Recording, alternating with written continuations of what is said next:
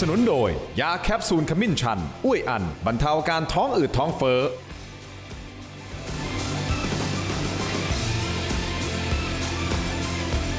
สวัสดีครับต้อนรับทุกท่านเข้าสู่รายการถกไม่เถียงนะครับสวัสดีปีใหม่ไทยนะครับในช่วงสงกรานต์แบบนี้นะฮะวันหยุดนะผมเชื่อว่า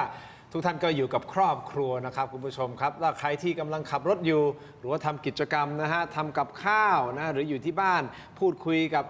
เพื่อนฝูงญาติพี่น้องเนี่ยเปิดทีวีทิ้งเอาไว้ได้เลยนะครับและฟังเสียงพวกเราครับฟังเสียงที่เราจะสนทนากันในวันนี้แบบสไตล์พอดแคสต์เพราะเราจะพาทุกท่านดำดิ่งลงไปในประวัติศาสตร์ครับคุณผู้ชมครับซึ่งตอนนี้ต้องบอกนะฮะหลายคนกำลังอินกับซีรีส์ฟอร์มยักษ์ของช่องวัน31ของเรานะครับนั่นก็คือหงสาวดี The Last Duel นะครับซึ่งเป็นซีรีส์ฟอร์มยักษ์ที่อิงประวัติศาสตร์ไทยคุณผู้ชมครับคราวนี้ถ้าเราจะดำดิ่งลงไปในประวัติศาสตร์เราไปยุคไหนบ้างครับตั้งแต่ยุคเสียกรุงนะฮะยาวจนมาถึงยุทธหัตถีสถานแผ่นดินครับคุณผู้ชมกับ2กูรูด้านประวัติศาสตร์นะฮะที่เคยทำนะให้รายการถกไม่เถียงของเรานะครับบอกได้เลยนะฮะว่าการดู YouTube ย้อนหลังนะฮะของทั้ง2ท่านนี้นะครับคุณผู้ชมครับทะลุ3 ล้านวิวไปแล้วนะครับกับการสนทนาสไตล์พอดแคสต์แบบนี้แหละคุณผู้ชมครับก็จะเป็นความรู้สึกเดิมๆที่เคยทำมาและจะมาทำอีกครั้งในวันนี้ฮะคุณผู้ชมครับ2ท่านจะพาทุกท่านย้อนประวัติศาสตร์ไทยคุณผู้ชมครับเราจะมาเปิดพงศาวดารไทยงัดบันทึกของพม่ามาเล่าให้คุณผู้ชมทุกท่านที่เป็นแฟนรายการถกไม่เถียงฟังกันนะครับท่านแรกครับท่านเป็นนักวิชาการผู้เชี่ยวชาญกลุ่มประเทศลุ่มน้ำโขงนะครับอาจารย์ทรงฤทธิ์ผลเงินครับสวัสดีครับอาจารย์ครับคุณทิมครับส่วนอีกท่านหนึ่งครับท่านเป็นนายกสมาคมภูมิภาคศึกษาและอาจารย์ประจำมหาวิทยาลัยธรรมศาสตร์นะครับรองศาสตราจารย์ดรดุลยภาคปรีชารัตน์ครับสวัสดีครับอาจารย์ดุลยภาคครับคุณทิมครับขอบคุณอาจารย์ทั้งสองท่านที่ให้เกียรติรายการนะครับอย่างนี้คุณผู้ชมฟังเพลินๆไปผมเชื่อว่าทุกท่านจะตามเราไปย้อนรอยไปในอดีตลากยาวไปเรื่อยๆแล้วเดี๋ยวคุณท่านจะเห็นเลยนะฮะว่าประวัติศาสตร์เนี่ยมันมีบางอย่างเราก็เกิดคำถามเหมือนกันว่าเอ๊ะมันเกิดขึ้นจริงหรือเปล่าถูกต้องไหมฮะอาจารย์ทั้งสองท่านเอ๊ะเกิดขึ้นจริงหรือเปล่าเอ๊ะแล้วมันเป็นอย่างนั้นจริงใช่หรือไม่และตอนนี้แน่นอนฮะซีรีส์ฟอร์มยักษ์ทุกคนก็อินอยู่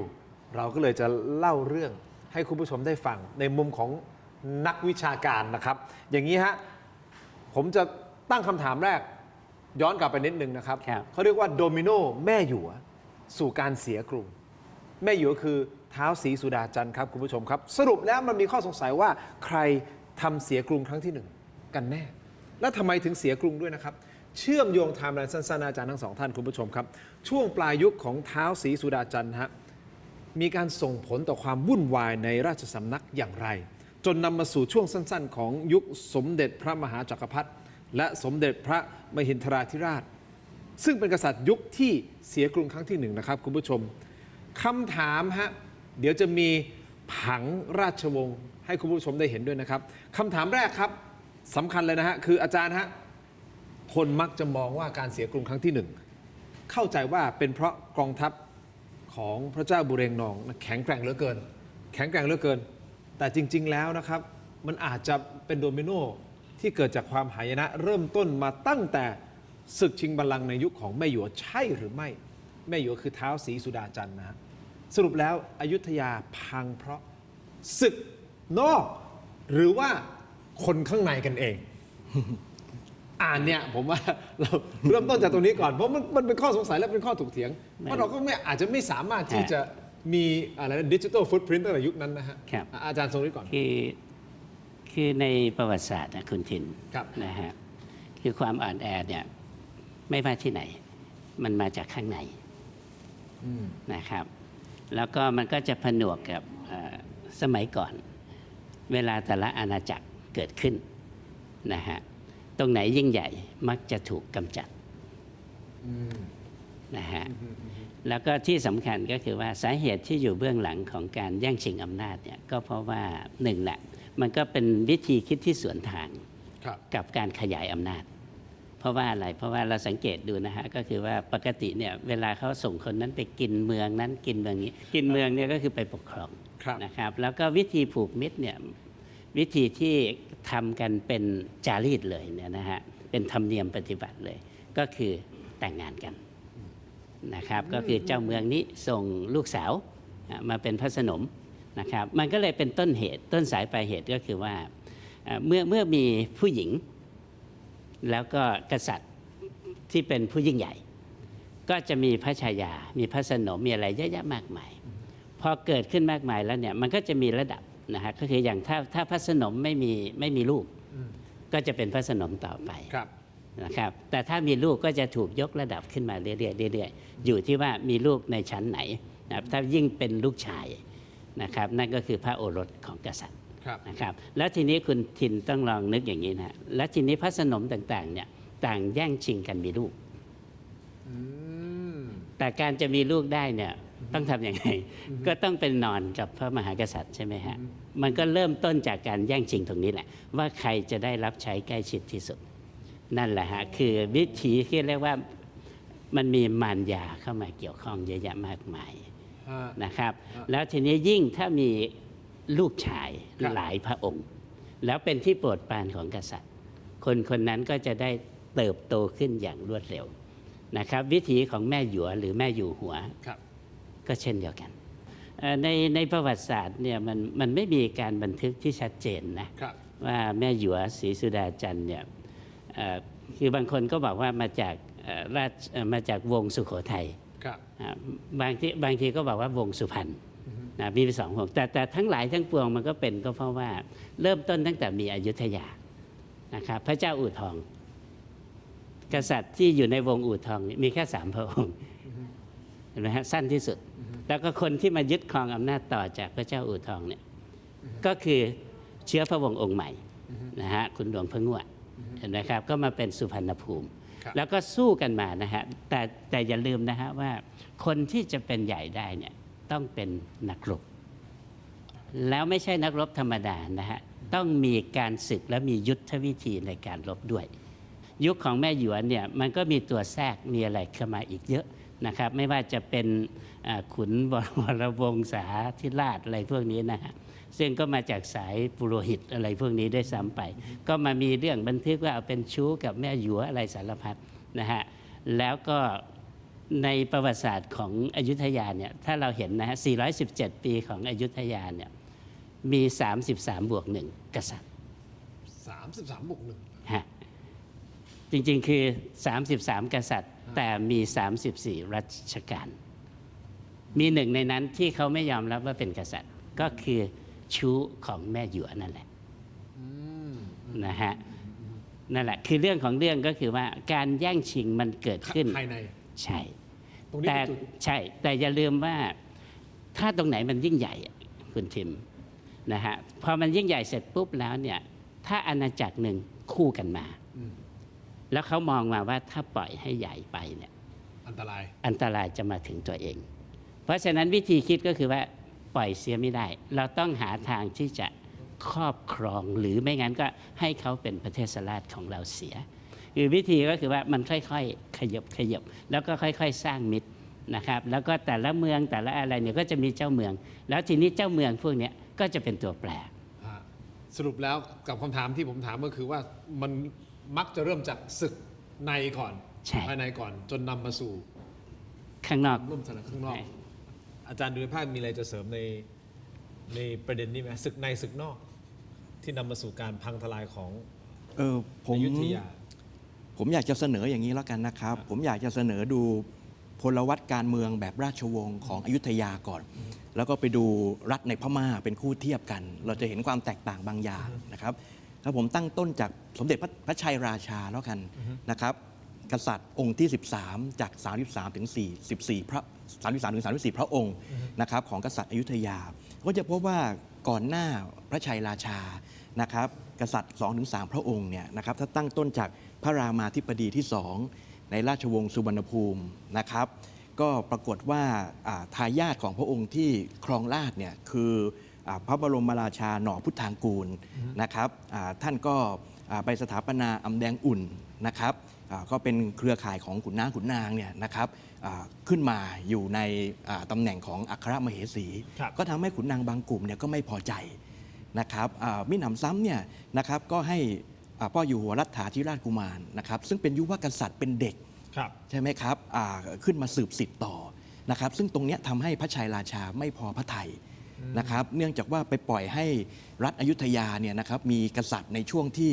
รัฐพม่านั้นเนี่ยท่านก็ได้สืบเสาะข้อมูลมาว่าเริ่มมีความกล้าแข็งทางการทหารนะครับเริ่มมีการรวบรวมบ้านเมืองต่างๆก็ทำให้พระชัยราชาเสด็จเอากำลังจากพิษณุโลกนะครับลงมาชิงราชสมบัติ แต่มันก็ทำให้เกิดการเสียผู้คน ครับ เสียกำลังพลผมว่าเนี่ยเป็นหน่อพื้นฐานที่ทำให้เกิดการล้างบางขุมอำนาจกันนะครับแล้วก็ทำให้พลังของรัฐอยุธยาเนี่ยมีความอ่อนแออยู่บ้าง แต่ว่าพระชัยราชาท่านเป็นกษัตริย์นักรบนะครับถึงแม้ว่าจะสูญเสียฐานกำลังพลอะไรไปบ้างเนี่ยนะค ครั รับบ แต่ว่าท่านก็มีความมุมานะในการจะขยายพระราชอาณาเขตแข่งกับทางด้านพม่าใช่ไหมครับแต่ว่าพระชัยราชานั้นเนี่ยก็มีแม่หยวศรีสุดาจันทร์ขึ้นมา แล้วก็ได้วางยาพิษพระชัยราชา ทีนี้ราชโอรสของท่านเนี่ยนะครับก็คือพระยอดฟ้า ก็อยู่ได้แป๊บหนึ่งเองนะครับก็ไม่รู้ว่าทั้งท้าวศรีสุดาจันทร์กับชู้ของท่านก็คือขุนวรวงศาธิราชเนี่ยนะครับขจัดยุวกษัตริย์พระองค์นี้หรือไม่นะครับก็ทำให้มีการล้างบางประมาณหนึ่งนะครับแต่ว่า breaking point ก็คือว่ามันทำให้ขุนพิเรนทรเทพนะครับซึ่งก็จงรักภักดีกับพระชัยราชาแล้วรับไม่ได้กับชายชู้หญิงโฉดสองคนเนี้นะครับก็สะสมกำลังแล้วเข้ามาจัดการนะครับเปลี่ยนแปลงโครงสร้างอำนาจนะครับถึงแม้ว่าขุนพิเรนทรเทพเนี่ยจะถวายราชบัลลังก์ให้กับพระเทียนราชา แต่ว่าพระมหาจักรพรรดิก็ทรงตั้งขุนพิเรนทรเทพเนี่ยเป็นเจ้าของพิษณุโลกใช่ไหมครับขึ้นมาคุมหัวเมืองฝ่ายเหนือ ตรงเนี้ยนะครับมันก็ทำให้ว่ามันเป็นช่วงที่แบบมันมีการล้างบางกันเยอะ มีการสูญเสียไพร่พลอยุธยาลี้พลต่างๆ ก็เป็นปัจจัยภายในหนึ่งที่นำมาสู่ความอ่อนแอ ทีนี้ตัดภาพไปที่พม่า พม่าเนี่ยนะครับกำลังอยู่ในช่วงเรืองอำนาจ ศูนย์อำนาจหลักๆ คือผู้กามใช่ไหมครับ ครับ พอผู้กามล่มสลายปั๊บเนี่ยคนพม่าก็ลี้ภัยลงมาอยู่ที่ลุ่มแม่น้ำสโตง แล้วก็ตั้งเมืองตองอูเกตุมวดีขึ้นมาเป็นศูนย์อำนาจ มีกษัตริย์ที่ยิ่งใหญ่คือพระเจ้ามิงจินโยใช่ไหมครับแล้วต่อมาก็คือพระเจ้าตะเบงชเวตี้ทีเนี้ยพระเจ้าตะเบงชเวตี้ทรงขยายพระราชอำนาจนะครับและการขยายพระราชอำนาจของพระองค์เนี่ยเป็นช่วงที่อยุธยาเริ่มมีความปั่นป่วนภายในความสำเร็จสูงสุดอย่างหนึ่งของพระเจ้าตะเบงชเวตี้คือการย้ายศูนย์อำนาจจากตองอูลุ่มแม่น้ำสโตงลงมาที่หงสาวดีแล้วพอลงมาที่หงสาวดีปั๊บเนี่ยมันทำให้การมองเขตอิทธิพลของกษัตริย์พม่าที่อยู่ในพื้นที่ตอนในเนี่ยเปลี่ยนมาเป็นการมองหัวเมืองชายทะเลด้วยส่วนหนึ่งนะครับและหนึ่งในหัวเมืองที่พอมาตั้งอำนาจอยู่ที่หงสาวดีแล้วเนี่ยหงสาวดีควรจะต้องควบคุม มันก็คือเมืองท่าที่สำคัญอย่างเช่นมฤทธวายตะนาวศรีนะครับซึ่งพระเจ้ากรุงศรีอยุธยาก็ประกาศว่าเมืองเหล่านี้อยู่ในขอบขันธสีมาด้วยเหมือนกันนะครับทำให้เกิดการแข่งขันกันในการชิงเมืองท่าแบบที่พี่เคิร์ตบอกไปเมื่อสักครู่ทีนี้แหละครับในเมื่อปัจจัยภายในของอยุธยามีความอ่อนแอ แต่ว่าทางพม่าเองเริ่มจะเข้มแข็งขึ้น แข็งแกร่งขึ้น นะครับก็มีการเปิดศึกนะครับโจมตีอยุธยา ครับ ทีนี้การเปิดศึกสมัยพระเจ้าตะเบงชเวตี้เนี่ยเขาเรียกว่าเซอร์ไพรส์แอตแทกนะครับคือ เซอร์ไพรส์แท็กฟังดูเหมือน Surprise attack โดนัลด์ทรัมป์เซอร์ไพรส์แท็กไปที่อิหร่านเลยนะฮะ ถูกต้องเลย ขอ ครับ ลิงก์นิดนึงแล้วกันนะเข้ากับสถานการณ์ปัจจุบันอย่างนั้นเลยเซอร์ไพรส์ ถู เลย กต้องเลยครับ คือเป็นการจู่โจมอยุธยาแบบไม่ให้ตั้งตัวเลย ด้วยการประชุมพลที่มอตตมะ แล้วก็เลือกเดินทัพผ่านด่านพระเจดีย์3 องค์ เข้ามาที่เมืองกาญจนบุรี แล้วถึงหน้ากำแพงเมืองกรุงศรีอยุธยาเลยนะครับก็ทรงพยายามล้อมกรุงอยู่นะครับแต่เนื่องจากว่ายุทธศาสตร์ของอยุธยาถึงแม้จะอ่อนแอภายใน แต่ว่ามันมียุทธศาสตร์ชิ้นยอดอันหนึ่งเขาเรียกว่ายุทธศาสตร์เก็บประตูหรือเก็บกำลังลับไว้ที่หัวเมืองฝ่ายเหนือ นั่นหมายถึงว่าขณะที่ทัพพม่านะครับยกมาล้อมพระเจ้ากรุงศรีอยุธยาอยู่ที่อยุธยาใช่ไหมครับพระมหาจักรพรรดิเนี่ยพระมหาธรรมราชาที่ครองพิษณุโลกเนี่ยก็เอากำลังหัวเมืองฝ่ายเหนือเนี่ยยกลงมาตีกระหนาบก็ทำให้ขับไล่ทัพพม่าได้ แต่ว่าพอเราไปตามติดทัพพม่าเนี่ยเราเสียท่าเราถูกจับเป็นเฉลยนะครับขุนน้าขุนนางเชื้อพระวงศ์บางท่านถูกจับไป ก็ทำให้อำนาจต่อรองเรากับพระเจ้าตะเบงชเวตี้เนี่ยลดน้อยลง แต่ว่าพอตอนหลังเนี่ยพระเจ้าบูเรงนองเมื่อขึ้นมามีอำนาจต่อจากตะเบงชเวตี้ทรงแก้เกมด้วยการไม่ทำเซอร์ไพรส์แอตแทกเพราะว่าพอทำเซอร์ไพรส์แอตแทกแต่ว่ายังไม่ปราบพิษณุโลกเนี่ย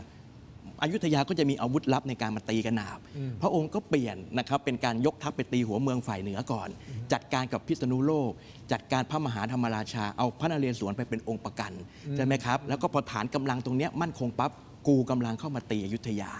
นะครับอยุธยาก็เสียกรุง 2112 นี่คือเสียกรุงครั้ง ครั้งที่หนึ่ง ที่หนึ่ง ครับผม ที่เราเล่ากันมาคุณผู้ชมครับ นี่คือปฐมบทนะฮะว่ามันเกิดขึ้นอะไรยังไงทำไมเราถึงเสียกรุงครั้งที่หนึ่งถ้าฟังจากอาจารย์ทั้งสองท่านผมพูดสรุปประมาณนี้จริง ๆ มันเริ่มจากข้างในแหละที่อ่อนแอด้วย แต่ในเวลาเดียวกันข้างนอกเขาก็แข็งแกร่งด้วย ใช่ครับ มันเป็นสองอย่างที่มันมาพร้อม ๆ กันที่ทำให้สุดท้ายสุดเสียกรุงไปในครั้งที่หนึ่งคุณผู้ชมครับ แต่มันจะมีคำถามเพิ่มเติมจากนี้ด้วยนะครับ ก็คือพระบิดาของพระนเรศวรสมเด็จพระนเรศวรท่านมีบทบาทอย่างไรในการช่วงเสียกรุงด้วยนะครับ ในช่วงนั้นและไขข้อสงสัยของการสวรรคตของพระองค์ท่าน ว่าสรุปแล้วท่านสวรรคตแบบไหน เพราะว่าในประวัติศาสตร์ท่านประชวรถูกไหมฮะและสวรรคตแต่เราก็ยังไม่แน่ใจว่าตกลงข้อเท็จจริงคืออะไร อันนี้คือเดี๋ยวจะมาไขกันนะฮะอาจารย์สองท่านมองในประเด็นนี้ยังไง อย่างที่เราบอกนะคุณผู้ชมครับประวัติศาสตร์นี้มันไม่มีดิจิทัลฟุตพริ้นท์นะครับมันคือการเก็บข้อมูลต่างๆ แล้วก็มาวิเคราะห์ต่างๆ เพื่อที่จะให้เห็นว่าตกลงมันเกิดอะไรขึ้นในอดีตพักสักครู่ช่วงหน้าพลาดไม่ได้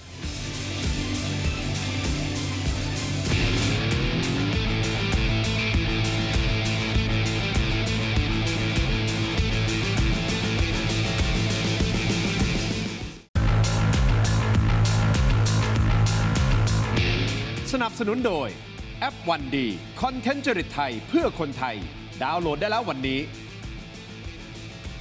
กลับกันต่อนะครับถกไม่เถียงครับคุณผู้ชมครับอยู่กับอาจารย์ทรงฤทธิ์อาจารย์ดุลยภาคนะครับพูดคุยกันต่อประวัติศาสตร์ไทยนะครับมาถึงช่วงที่ผมมีข้อสงสัยและผมเชื่อว่าหลายคนก็อาจจะยังสงสัยถึงกรณีของพระบิดาของสมเด็จพระนเรศวรว่าพระองค์ท่านมีบทบาทอย่างไรในช่วงเราเสียกรุงข้อที่หนึ่งเนาะข้อที่สองคือการสวรรคตของพระองค์ท่าน คือตามประวัติศาสตร์บอกว่าท่านประชวรแต่จริง ๆ แล้วมันเกิดอะไรขึ้น ครับ นะครับอยากจะให้อาจารย์ทั้งสองท่านเล่าอาจารย์ทรงนี้ก่อนนะครับว่าบทบาทของพระองค์ท่านของ จริง พระบิดา นะ พะ จริงๆท่านก็เป็นนักรบขุนศึก ครับ ที่เก่งกล้าสามารถคนหนึ่งนะครับก็คือขุนพิเรนทรเทพนะฮะซึ่งต่อมาก็คือไปเป็นเจ้าเมืองพิษณุโลก ครับ หลังจากที่กำจัดนะฮะกำจัดแม่หยว แล้วก็ชูเสร็จปุ๊บนะฮะก็เลยอัญเชิญพระมหาจักรพรรดิหรือพระองค์เทียนราชาเนี่ยนะครับมาเป็นกษัตริย์ ครั ข บ องอยุธยา ครับ แล้วก็กษัตริย์ของอยุธยาก็คือพระมหาจักรพรรดิเนี่ยนะฮะก็เลยแต่งตั้งให้ท่านเนี่ยไปเป็นเจ้าเมืองพิษณุโลกแล้วก็พระราชทานพระราชธิดาให้เป็นพระมเหสี ซึ่งต่อมาก็คือพระมารดาของพระนเรศวรพระสุพรรณกัลยา ครับ และพระเอกาทศรสนะฮะแต่จริง ๆ มันมีเกร็ดอยู่นิดนึง ยังไง จริงๆก็คือขุนพิเรนทรเทพเนี่ยท่านมีความหลงไหลในพระสุริโยไทยอยู่ก่อนนะครับมันมีอยู่ครั้งหนึ่งนะฮะเดินเข้ามาเฝ้าในช่วงที่บ้านเมืองวิกฤตเนี่ยนะฮะท่านมาเฝ้าแล้วท่านเห็นพระราชธิดาของพระสุริโยไทยหน้าเหมือนกันเยอะเลย แล้วคิดว่าเป็นพระสุริโยไทยจริงๆก็คือต่อมาก็คือพระวิสุทธิกษัตริย์ ซึ่งหน้าเหมือนพระมารดามาก ต่อมาก็คือพระชายาของพระองค์นะครับนั่นก็คือสิ่งที่ท่านได้รับแต่งตั้งก็คือไปเป็นเจ้าเมือง ฮะ ที่พิษณุโลก ฮะ นะครับก็เลยทำให้ทั้งพิษณุโลกและอยุธยาเนี่ยมีความแข็งแกร่ง ครับ ขึ้นมาในระยะหนึ่ง ครับ นะครับแต่อย่างที่อาจารย์ดุลยภาคพูดนั่นแหละก็คือว่าการยุทธนะฮะการยุทธมันต้องมีการข่าว อ๋อถูกต้องฮะการข่าวยุคนี้ก็ต้องการข่าวเหมื ใช่ อนกัน การยุทธมันต้องมีการข่าว ครับ นะครับแล้วก็อย่างที่บอกว่าเซอร์ไพรส์แอตแทกเนี่ยก็คือมันไม่เป็นผล แต่ว่ามันก็ทำให้อย่างเชิงได้นะครับอย่างเชิงได้ก็จริงๆ ตรงเซอร์ไพรส์แอตแทกเนี่ยก็ทำให้เขาเห็นว่าทางเหนือเป็นยังไง ต้องทำยังไงก่อนเห็นไหมฮะก็เลยเป็นที่มาของการบุกตะลุยไปที่พิษณุโลกก่อนแต่คนบุกตะลุยไปพิษณุโลกไม่ใช่องค์เดิมแล้วนะ ครับ แต่เป็นบาเยงนองนะบาเยงนองเนี่ยเป็นเขาเรียกว่าเป็นดองกันเนาะเป็นดองกันอย่างนี้ก็คือตะเบงเชเรตี้เนี่ยแต่งงานกับพี่สาวของบุเรงนอง โอเค บุเรงนอง พี่สาวเป็น แต่งงานกับน้องสาวของตะเบงเชเรตี้ เอ้าโอเค ไขว้กัน ไขว้ ไขว้กัน เขาก็เลยบายังนองก็เลยแปลว่าผู้ที่เป็นราชบุตรอะไรนะเป็นน้องเขยของกษัตริย์บายังนองแปลว่าน้องเขยของกษัตริย์นะไม่ใช่ชื่อของท่านนะเป็นตำแหน่งก็คือมันมีความหมายว่าเป็นน้องเขยของพระมหากษัตริย์ก็คือน้องเขยของตะเบงเฉวตีและตะเบงเฉวตีก็เป็นพี่เขย ไขว้กันอยู่นะฮะคือจริงๆเขาไม่ได้มีเชื้อมาด้วยกันนะครับแต่ทีนี้พอบายังนองเนี่ยเป็นนักรบที่เก่งกล้าสามารถจนเราเรียกผู้ชนะ10 ทิศนั่นแหละ ครับ นะครับแทนที่จะมาตีอยุธยาใหม่ตีพิษณุโลกก่อน นั่น แล้วก็ก่อนจะตีเนี่ยส่งคนมาเจรจานะฮะส่งมาเจรจาก็จนกระทั่งว่าหลีกเลี่ยงไม่สู้กัน ก็เลยเป็นที่มาของการเป็นมิตรนะฮะพิษณุโลกเป็นมิตรกับหงสาวดีก่อน ก็เลยเป็นที่มาขององค์ประกัน ก็ยังมีการสับสนอยู่ในบันทึกว่าองค์ประกันเนี่ยคือไปทั้งคู่ไหม เพราะตอนแรกบอกว่าแค่ไปพระองค์เดียวก่อนใช่ไหม ใช่ แล้ว ใช่ ค่อย แต่บางบันทึกเขาบอกว่าไปทั้งคู่ แต่ผมเชื่อว่าไปทีละองค์นะฮะสุพรรณกัญญาเนี่ยพระองค์ไปเมื่ออายุ 17นะครับก็คือเมื่ออยุธยาแตกแล้ว เห็นไหมครับ2107 ทอดเวลามาถึง 2112เนี่ยมันคือ 5 ปี กว่าที่จะมาทะลุทะลวงแล้วก็ยึดอยุธยาได้นะครับแล้วก็เป็นช่วงที่พระสุธรรมราชาพระธรรมราชาก็คือพระบิดาของพระนเรศเนี่ยนะฮะก็เลยได้รับการสถาปนาเป็นพระมหากษัตริย์ของกรุงศรีอยุธยา แต่อยู่ในฐานะประเทศสลาดนะฮะ ผมถามงี้ได้ไหมฮะถ้ากับว่าณตอนนั้นถ้าเกิด เพราะว่าจะมาตีพิษณุโลกก่อนถูกต้องไหมฮะแล้วมีการส่งคนมาเพื่อที่จะเจรจาแล้วกลายเป็นเพื่อน แต่จริงๆไม่ได้ตีเลยเจรจาแต่ทีนี้ทำไมพระองค์ยอมล่ะก็คือได้ประเมินแล้วประเมินแล้วว่าถ้าสู้ไปเนี่ยก็คือไม่มีสิทธิชนะ อ๋อโอเค เพราะว่าตองอูใหญ่มากตอนนั้นนะครับถึงเป็นที่มาของผู้ชนะ10 ทิศ โอเค ก็เลยบอกว่าเอาเพื่อหลีกเลี่ยง อ่าฮะ การที่จะล้มตายกันเยอะแยะมากมายเนี่ย อ่าฮะ ก็เอาเป็นว่ารอวันดีกว่าไหม แต่บายังนองก็ยังไม่เชื่อก็เลยต้องขอองค์ดำในวัย9 ขวบไปเป็นองค์ประกัน อ่ะมาถึงตรงนี้ก่อนเดี๋ยวก่อนที่ไปพูดถึงท่านองค์ดำไปเป็นตัวประกันนะครับอาจารย์ดุลภาพจะเสริมตรงนี้หน่อยไหมฮะในประเด็น ครับ ประเด็นคุณพ่อหรือพระบิดาที่มีบทบาทในช่วงนี้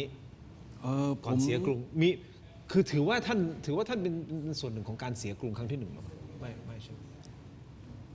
คือผมว่าถ้าเราเอาแนวมองในปัจจุบันเรื่องของรัฐชาติเรื่องของชาตินิยม พระมหาธรรมราชาก็คือผู้ขายชาติ นะครับเพราะว่าไปสวามิภักดิ์กับพม่านะครับ โอเค แล้วก็มา โอเค ต่อตีกับคนไทยด้วยกันทำให้อยุธยาแตก แต่ว่าถ้าเราใช้อีกมุมหนึ่งนะครับก็คือมองโครงสร้างอำนาจของการเมืองโบราณ ก็อาจจะเป็นที่เข้าใจได้นะครับพระองค์ก็มีการตัดสินใจที่มีเหตุมีผล ผมอยากจะนำเรียนอย่างนี้ว่า การเมืองในเอเชียตะวันออกเฉียงใต้นะครับโดยเฉพาะในรัฐที่รับอิทธิพลจากพุทธพราหมณ์ฮินดูนะครับเขาจะมีคอนเซปต์ที่เรียกว่าเป็นการเมืองแบบมณฑลมณฑลก็คือเป็นหน่วยบ้านเมืองที่เป็นชั้นๆเป็นวงเป็นวงกลมนะครับไม่มีเส้นเขตแดนที่แน่นอนอำนาจของจักรวรรดิหรืออาณาจักรหนึ่งเนี่ยนะครับอยู่ที่พลังอำนาจของเจ้าเหนือหัวที่อยู่ในวงราชธานี แล้วก็แผ่อำนาจออกไปนะครับในเมืองที่อยู่รอบนอกมากขึ้นเรื่อยๆใช่ไหมครับอำนาจมันก็มีการหดตัวยืดขยายขึ้นอยู่กับทักษะการปกครองบารมี แล้วก็ยุทธศาสตร์ของผู้ปกครองที่แกนกลางในลุ่มแม่น้ำเจ้าพระยาก็ปรากฏว่าในช่วงนั้นเนี่ยนะครับอยุธยาเนี่ยเป็นแกนของวงราชธานีของรัฐอยุธยาแล้วก็มีเมืองต่างๆเนี่ยเข้ามาเป็นเมืองขึ้นเป็นชั้นๆลดหลั่นกันไปพิษณุโลกเองเนี่ยซึ่งเป็นส่วนต่อขยายของฐานอำนาจของสุโขทัยจึงมีกลุ่มเชื้อสายพระราชวงศ์พระล่วงอยู่ตรงนั้นนะครับพิษณุโลกก็ดีสวรรคโลกก็ดีพิชัยก็ดีเมืองในลุ่มน้ำยมลุ่มน้ำน่านนะครับตรงเนี้ยนะครับอยุธยาเขาเรียกว่าเป็นหัวเมืองฝ่ายเหนือแต่เอาเข้าจริงๆแล้วเนี่ยหน่วยการเมืองเหล่านี้ไม่ได้ถูกผนวกเป็นเนื้อเดียวกัน กับรัฐอยุธยาที่มีเซ็นเตอร์อยู่ที่อยุธยานะครับเพราะว่ารากรัฐของพิษณุโลกเนี่ยมันแตกออกมาจากอาณาจักรสุโขทัยเดิม ครับ ใช่ไหมครับพระมหาธรรมราชาอยู่ในจุดตรงนี้ ดังนั้นเนี่ยในลุ่มเจ้าพระยาเนี่ยพิษณุโลกจึงเหมือนกับเป็นอีกเซ็นเตอร์หนึ่งแต่ว่าจะไม่ใหญ่เท่ากับอยุธยา แต่ก็จะมีออโตโนมีในการจะฝักใฝ่เจ้าเหนือหัวอื่นๆ เป็นรัฐสองฝ่ายฟ้าสามฝ่ายฟ้า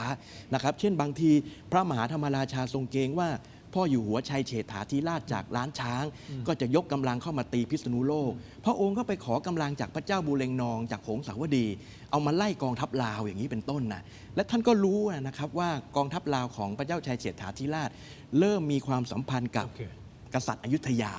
อย่างนี้เป็นต้นนะครับมันก็ไม่มีมิตรแท้และศัตรูที่ถาวรใช่ไหมครับฉะนั้นเนี่ยพระมหาธรรมราชาก็มองว่าอย่างที่พี่ทรงฤทธิ์บอกว่า ในเมื่อรัฐพม่ามันขยายตัว ครับ มณฑลปริมณฑลแห่งอำนาจของกษัตริย์พม่าเนี่ยมันโบกสะบัดมีเมืองขึ้นมากมายกำลังพลก็เยอะ ทีนี้พอแผ่เข้ามาที่พิษณุโลก พระมหาธรรมราชาไม่มีทางอื่น เพราะว่า เลย ท่าน ต้องตัดสินพระไทยแบบนั้น ท่านบอกแล้วนะครับว่าขอกำลังจากกรุงศรีอยุธยาเนี่ยขึ้นมาช่วย แต่ปรากฏว่าพระมหาธรรมราชาเนี่ยนะครับได้จัดแต่งค่ายครูประตูหอรบตั้งรับอยู่ที่อยุธยาไม่แบ่งกำลังขึ้นมาช่วยพิษณุโลกเลยใช่ไหมครับทั้งที่พระมหาธรรมราชาก็คือเป็นลูกเขยนะครับของพระมหาจักรพรรดิอย่างเงี้ยนะครับฉะนั้นก็ทำให้พระองค์เนี่ยพระมหาราชาตัดสินใจเข้าข้างบูเรงนอง โอเค คุณผู้ชม มาถึงตรงนี้ คราวนี้จะมีประเด็นเรื่องขององค์ดำที่เป็นตัวประกันตกลงเป็นตัวประกันจริงหรือเปล่า เพราะว่าตามประวัติศาสตร์คือเข้าใจว่ามีการเลี้ยงดูปูเสือ ครับ ใช่ไหมครับเลี้ยงดูอย่างดีจนกลายเป็นอีกบุคคลหนึ่งที่ท่านบูเรงนองก็โปรด ใช่ หรือเปล่าถูกต้องไหมครับ ใช่ครับ เอ๊ะแล้วตกลงทำไมถึงต้องดูแลขนาดนี้ดีขนาดนี้โปรดขนาดนี้ ทั้งที่ท่านในฐานะแล้วก็คือเฉลยศึก ใช่ ชักสักครู่ช่วงหน้า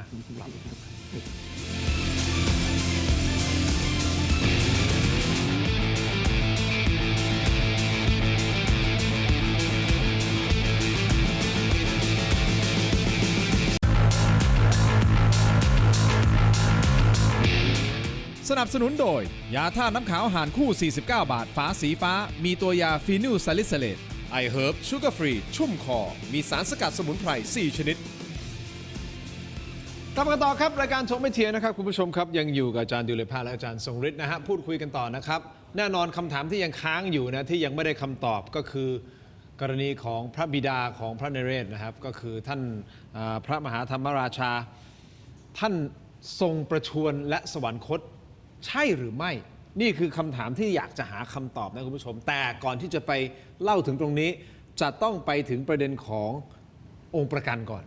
ครับ นะครับก็คือองค์ประกันก็คือพระองค์ดำนะเป็นเอาง่ายพูดภาษาชาวบ้านง่ายๆ คือ ท่านก็กลายถูกส่งไปอยู่กับบูเรงนองเพื่อเป็นตัวประกันนะว่างั้นเถอะ ครับ ถูกต้องไหมครับ แต่คำถามก็เกิดขึ้นนะอาจารย์ทั้งสองท่านว่าเอ๊ะถ้าเป็นเฉลยศึกหรือเป็นตัวประกันจริงๆอ่ะการเลี้ยงดูปูเสือหรือการผมไม่แน่ใจว่าท่านบูเรงนองเนี่ยท่านโปรดพระนเรศวรหรือเปล่านะครับแต่ดูเหมือนว่าจะใช่หรือเปล่า เพราะมีการเลี้ยงดูปูเสืออย่างดีมีการฝึกนู่นฝึกนี่จนกลายเป็นบุคคลที่มีความเชี่ยวชาญเก่งกาจนะฮะ มันมีสองระดับคุณทิน ฮะ นะฮะก็คืออย่างองค์ดำเนี่ยนะฮะเนื่องจากว่าทรงพระเยาว์อยู่ ครับ ฮะแล้วก็ในวิธีคิดของบาเยงนองเนี่ยคือเป็นคนที่สามารถที่จะหล่อหลอมคนเพื่อให้มารับใช้ตัวเองได้ เหมือนมีวาทศิลป์ในการมาเป็นพันธมิตรกับพิษณุโลก แล้วก็ลุกคืบมาจนยึดอยุธยาได้เห็นไหมครับ แล้วก็ที่สำคัญก็คือว่าในสิ่งที่เมื่อมีองค์ประกันไปเสร็จปุ๊บแล้วเนี่ยสิ่งที่พระองค์ได้รับการตอบสนองก็คือความจงรักภักดีของพิษณุโลกนะครับแล้วมันก็เลยเป็นที่มาของ 2112 ที่ตีอยุธยาได้ แล้วก็ประกาศให้อยุธยาเป็นประเทศสลาดแล้วก็ในความเชื่อมั่นนั้นเนี่ยก็เลยราชาภิเษกนะฮะก็คือพระมหาธรรมราชาเนี่ยขึ้นมาเป็นกษัตริย์ ซึ่งก็คือพระบิดาขององค์ด ครับ ำนะครับก็เป็นกษัตริย์ต่อจากนั้นก็คือแต่ในฐานะประเทศสลาดนะครับแล้วทีนี้ด้วยความจงรักภักดีแล้วก็ไม่แสดงออกถึงความกระด้างกระเดื่องอันใด เพราะฉะนั้นการดูแลพระโอรสของพระองค์เนี่ยก็ต้องตอบสนองอย่างดียิ่ง แล้วที่สำคัญก็คือว่าในความฉลาดของบูเรงนองเนี่ยหลังจากที่ ตีอยุธยาครั้งที่หนึ่งสำเร็จแล้วเนี่ยยังมีพระมเหสีกลับไปด้วยพระองค์หนึ่ง นั่นก็คือ ซึ่งก็คือพี่สาวนะ พระสุพรรณ พระสุพรรณกัลยาในตอนนั้นพระชันษาของพระองค์ก็ 17นะฮะพระนเรศก็14ไหม ครับ ประมาณนั้นนะ ปี 14 ครับ นะฮะก็พระสุพรรณกัลยาไปอยู่นะครับพอไปอยู่เนี่ยตั้งแต่2112เนี่ยนะฮะก็ไปอยู่ที่หงสาวดีสร้างพระตำหนักเป็นทรงไทยให้หมดเลยนะครับแล้วก็คนที่มาปฏิบัติอะไรทั้งหลายแหละ ครับ ล้วนแล้วแต่ไปจากอยุธยา นี่คือความฉลาดของบุเรงนองคือ เอามาเป็นมิตร ดู เลย แลคนนะฮะแล้วอย่าลืมนะยิ่งถ้ามีโอรสธิดาแล้วก็เนี่ย อ่าฮะ สืบเชื้อสายของบุเรงนองด้วยเนี่ยมันก็คือในสมัยก่อนเขาผมถึงบอกตั้งแต่ต้นไงว่าการที่เขาจะดองกันเนี่ยมันก็คือส่งคนนั้นไปให้คนนี้แล้วก็แต่งงานกับคนนี้ หรือไม่งั้นถ้ามีพระโอรสก็ให้ไปกินเมืองตรงนั้นไปสมรสกับพระธิดาของเมืองนั้นเนี่ยมันก็จะเป็นอย่างนั้น ก็กลายเป็นเครือญาติกั เป็น หมด เครือ ล ญาติครับ นี่ก็คือการสร้างความไว้เนื้อเชื่อใจ ว่าอย่างน้อยที่สุดมันก็คือสายเลือดเดียวกัน มันก็คือญาติ ถึงแม้ว่าจะเป็นชาติพันธุ์ที่แตกต่าง แต่ก็คือสายเลือดเดียวกันนะฮะ นี่คือความชาญฉลาดของพระเรืองนอง เอ่อ ในยุคนั้นใช่ไหมฮะ ใช่ ต้องใช้คำนี้ใช่ไหม ใช่ ว่า เป็นความชันฉลาดก็คือ ก็คือ บุเรงนองเนี่ยมีพระสนมเยอะแยะมากมายนะฮะ แต่ว่าโดยการยุทธแล้วก็เป็นการทูตด้วยในเวลาเดียวกันเนี่ยต้องการสร้างความไว้วางใจ แล้วก็ต้องการสร้างความสวามิภักดิ์และจงรักภักดี ก็เลยต้องดูแลทุกคนที่อยู่ภายใต้ตัวเองเนี่ยเป็นอย่างดี เพราะฉะนั้นไม่ต้องแปลกใจว่าทำไมพระองค์ถึงในสายพระเนตรของพระองค์เนี่ยถึงมององค์ดำเนี่ยด้วยความเขาเรียกอะไรล่ะมีความเมตตาสูงมาก แต่ในขณะเดียวกันสาเหตุที่บาเยงนองนิยมชมชอบในองค์ดำเพราะเก่ง เก่ง อาจารย์ดุลยภาพเก่งจริง ถูกต้องไหมฮะ ครับ พระองค์ท่านต้องเก่งจริง เก่ง เลี้ยงดู ครับ ปูเสือเก่ง แล้วก็ทฤษฎีที่อาจารย์ทรงฤทธิ์พูดก็คือในเรื่องของการกระจายต้องใช้คำนี้กระจายอำนาจโดยการเอาทุกคนมาเป็นเครือญาติของตัวเอง นี่คือเป็นวิธีการที่ชาญฉลาดมากๆในการเพราะสุดท้าย ครั คื บ อญาติกันนะใช่ไหมฮะ ครับ ใช่ไหมมักจะเป็นอย่างนั้น ก็คือก็เป็นกลวิธีที่น่าสนใจนะครับคือผมอยากจะบอกว่ารัฐพม่าเนี่ยนะครับเป็นถึงขั้นแบบรัฐจักรวรรดิเลยนะครับก็คือรวมดินแดนหลายกลุ่มชาติพันธุ์นะครับรวมอาณาจักรเล็กๆ ย่อยๆ นครรัฐเล็กๆ ย่อยๆ ที่หลากหลายประกอบสร้างขึ้นมา เป็นจักรวรรดิที่ยิ่งใหญ่แล้วเติบโตอย่างรวดเร็วนักวิชาการด้านประวัติศาสตร์พม่านะครับอย่างเช่นวิกเตอร์ลิมเบอร์แมนหรือว่าอาจารย์สุเนศชุตินทรานนท์เนี่ยบอกว่าการเติบโตของรัฐพม่าราชวงศ์ตองอูหงสาวดี มันเหมือนกับการเป่าลูกโป่ง การเป่าลูกโป่งก็คือว่าเฮ้ยพอมันเป่าลมมันเข้าไปเนี่ยนะครับมันพองแบบรวดเร็วเลย แต่เพียงแต่ว่ามันเป็นการโตโดยการนำของผู้ชนะ10 ทิศจะเด็ดบูเรงนองกยอดินนรธานะครับก็คือเป็นกษัตริย์ที่รบเก่งนะครับมีบุคลิกภาพที่ดีเยี่ยม มีความชาญฉลาด มีคาลิสมามีบารมีที่ดึงดูดให้เจ้าประเทศราชหัวเมืองน้อยใหญ่เข้ามาซีโรลาบนะครับฉะนั้นเนี่ยรัฐหงสาวดีนะครับพม่าที่มีแกนกลางอยู่หงสาวดีช่วงนั้นเนี่ยมันเลยโตแบบรวดเร็วนะครับด้วยอำนาจบารมีความเก่งของบูเรงนอง และเพื่อเป็นการประกันไม่ให้เกิดการแข็งเมือง ก็มีวิธีการนะครับดึงรัชทายาทของเจ้าประเทศราชเนี่ยเข้ามารวมกันไว้ที่ราชสำนักหงสาวดี แต่ราชสำนักหงสาวดีก็ต้องเป็นสุดยอดของ Academy ด้วยนะครับ นั่นก็คือว่าจะต้องถ่ายทอดศิลปะวิทยาการกระบี่กระบองนะครับการใช้อาวุธการวางยุทธศาสตร์ยุทธวิธีหรือศิลปศาสตร์ หลักการปกครองนะครับแขนงต่างๆเนี่ยเจ้าชายในหัวเมืองต่างๆ ก็ต้องมาได้ร่ำเรียนกันนะครับคือเป็นเครื่องประกันไม่ให้มีการแข็งข้อ แต่ขนาดเดียวกันก็ต้องตอบแทน ด้วยการที่หงสาวดีมี civilization ในระดับสูงในยุคนั้นนะครับก็จะต้องถ่ายทอดวิชาความรู้นะครับ Academy นะครับในสำนักของตัวเองเนี่ยไปให้กับบุตรของลูกหลานของเจ้าประเทศราชฉะนั้นพระนเรศวรก็อยู่ในแคตตากรีนี้นะครับพระนเรศวรก็ได้ไปเรียนยุทธศาสตร์ยุทธวิธีการทำสงครามของกองทัพพม่าการจัดกระบวนทัพการวางแนวพิชัยสงครามว่าทำยังไงพระองค์เรียนหมดพระองค์เรียนภาษาพม่านะครับแต่ว่า อำนาจของพระองค์ส่วนหนึ่งเนี่ยนะครับมันก็มาจากการที่พ่อบิดาของพระองค์ คือพระมหาธรรมราชา มีสถานะที่พิเศษบางอย่าง นั่นก็คือว่าพระองค์เนี่ยเป็นเจ้าที่ครองพิษณุโลก ในสายตาของบูเรงนองก็คือเป็นเจ้าประเทศสาราที่อยู่ใน priority แรก ๆ หน่อย หมายถึงว่าเขาก็จะมีการจัดชั้นนะครับเจ้าประเทศสาราบางทีเป็นหัวเมืองขนาดเล็ก เป็นหัวเมืองขนาดกลางขนาดใหญ่ พิษณุโลกเนี่ยก็ถือว่า ขนาดใหญ่อะฮะ ขนาดใหญ่พอสมควรภาษาพม่าเขาเรียกพระมหาธรรมราชาว่าสพวาตองเจนะครับสพวาคือเป็นเจ้าฟ้า เหมือนอย่างไทยใหญ่เนี่ยนครรัฐไทยใหญ่ที่เด่นๆหน่อยก็จะมีกลุ่มเจ้าฟ้าใช่ไหมครับตองเจตองจีก็ประมาณภาษาไทยก็คือสองแควนะครับสองแควฉะนั้นเนี่ยพระมหาธรรมราชาก็เป็นเจ้าพิษณุโลก แล้วก็ถูกอวยยศในระดับแบบเจ้าฟ้านะครับแต่พระมหาธรรมราชาอำนาจเนี่ยก็มีมากขึ้นเมื่อครั้งที่บูเรงนองตอนแรกมาตีพิษณุโลกอย่างที่พี่เคิร์ตบอกนะครับพอตอนหลังเนี่ยนะครับก็นะครับใช้กำลังจากพิษณุโลกเนี่ยลงมาตีอยุธยาก็กลายเป็นว่าพระมหาจักรพรรดิก็หลุดจากอำนาจแล้วก็พระมหินนะครับก็หลุดจากอำนาจใช่ไหมครับแล้วพระมหาธรรมราชาเนี่ยแหละได้ขึ้นมาเป็นพ่ออยู่หัวกรุงศรีอยุธยานะครับซึ่งถ้าไม่ได้ฐานกำลังจากพม่าผมไม่คิดว่าพระมหาธรรมราชาจะได้มานั่งเมืองนั่งครองกรุงศรีอยุธยานะครับนั่นจะแสดงว่าเป็น power politics นะครับเป็นกลยุทธ์ทางการเมืองอะไรบางอย่างของระบบการเมืองแบบมณฑลที่ว่ามาเนี่ยแหละนะครับโอเค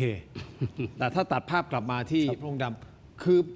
พระบูเรงนองท่านไม่กลัวเลยเหรอครับว่าต้องใช้คำว่าศัตรูหรือเปล่าว่าเอามาอยู่กับตัวแล้ววันหนึ่งจะไม่โดนหักหลังหรืออะไร อันนี้คือคำถามที่ผมมีแบบชาวบ้านธรรมดานะครับคุณผู้ชมครับแต่ทางทีวีเวลาของเราหมดลงแล้วเพราะฉะนั้นสแกน QR Code หน้าจอตอนนี้แหละฮะไปที่ออนไลน์ของเรานะครับไปที่ YouTube นี่แหละฮะเทโรดิจิทัลนะ Facebook ถกไปเถียงเดี๋ยวไปพูดคุยกันต่อ แล้วเดี๋ยวจะไปหาคำตอบว่าสรุปสุดท้ายเนี่ยพระมหาธรรมราชาเนี่ยท่านสวรรคตด้วยเหตุไหนติดตามต่อในออนไลน์นะครับสำหรับทีวีขอบคุณนะครับขอบคุณครับทั้งหมดนี้คือถกไปเถียงครับลาคุณผู้ชมไปก่อนครับเจอกันในออนไลน์ครับสวัสดีครับ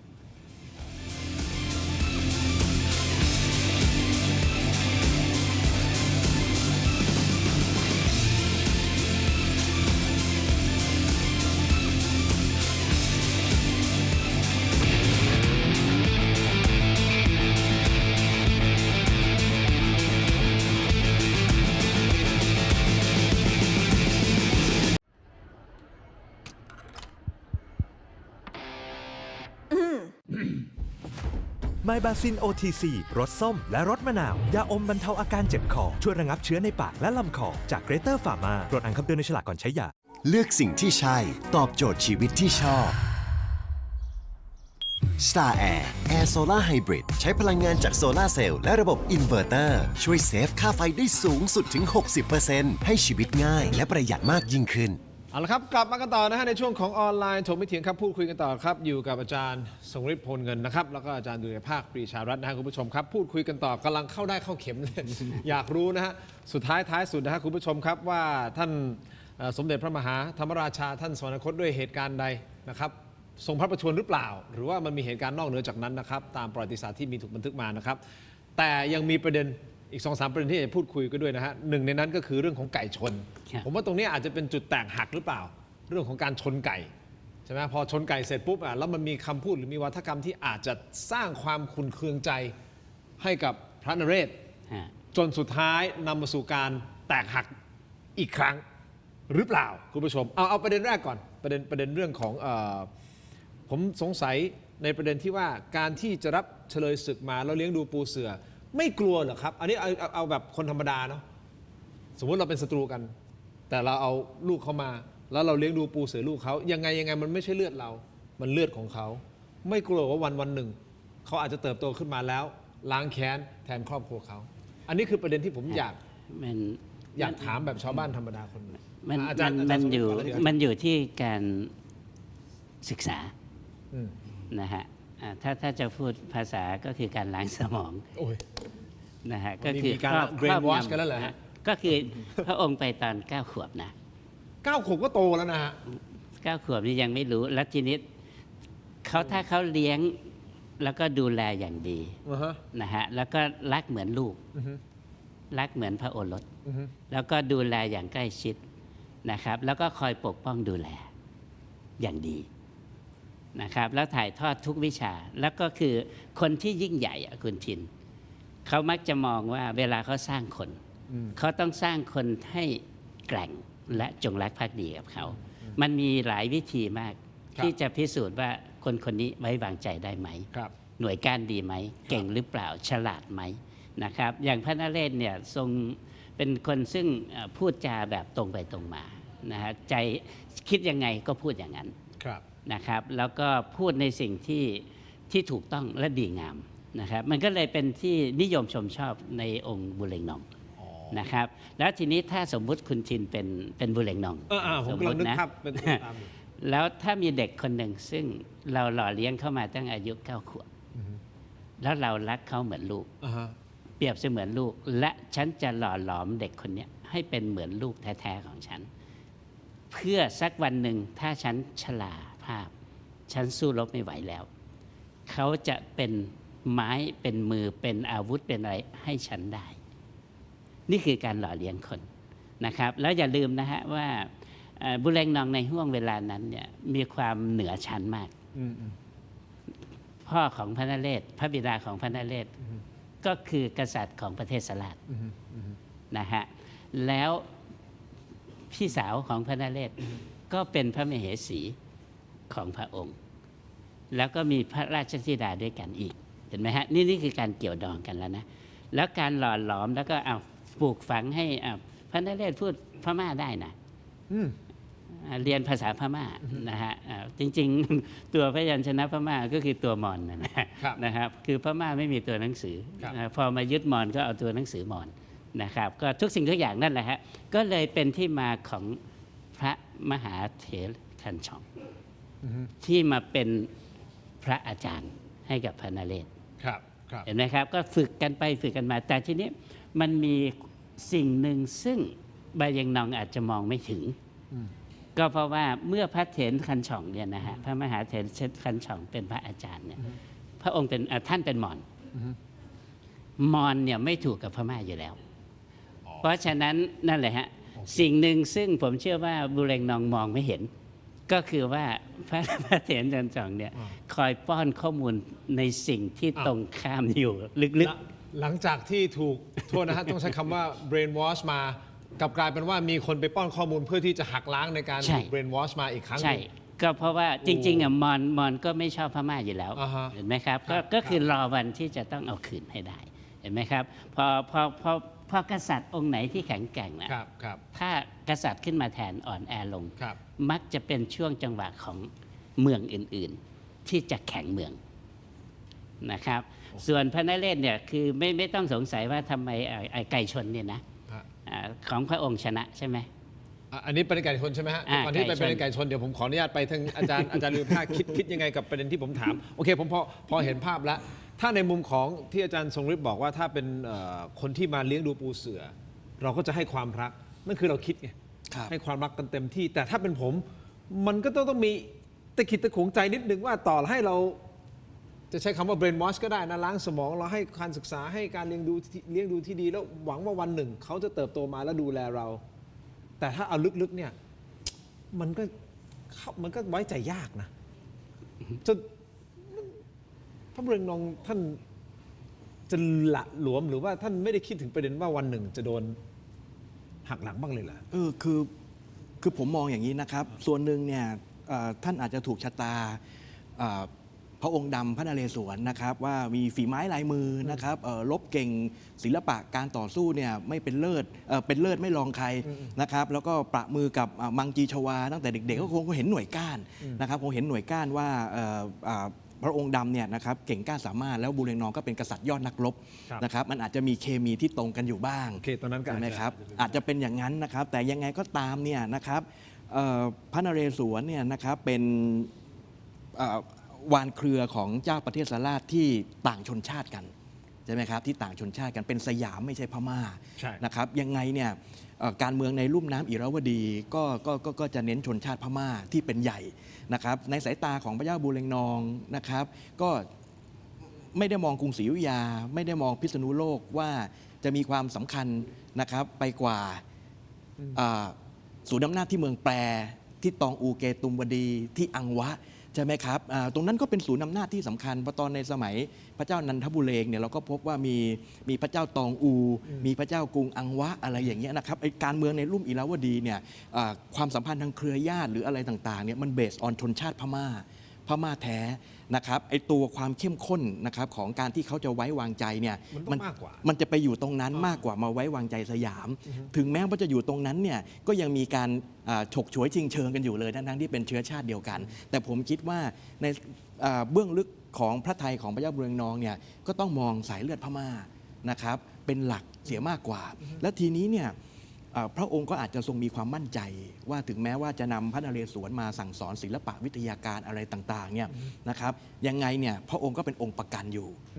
ถ้าเสด็จพ่อพระมหาธรรมราชาทรงแข็งเมืองเนี่ยนะครับพระนเรศวรก็ถูกล็อกแป๊บหนึ่งก็เรียบร้อย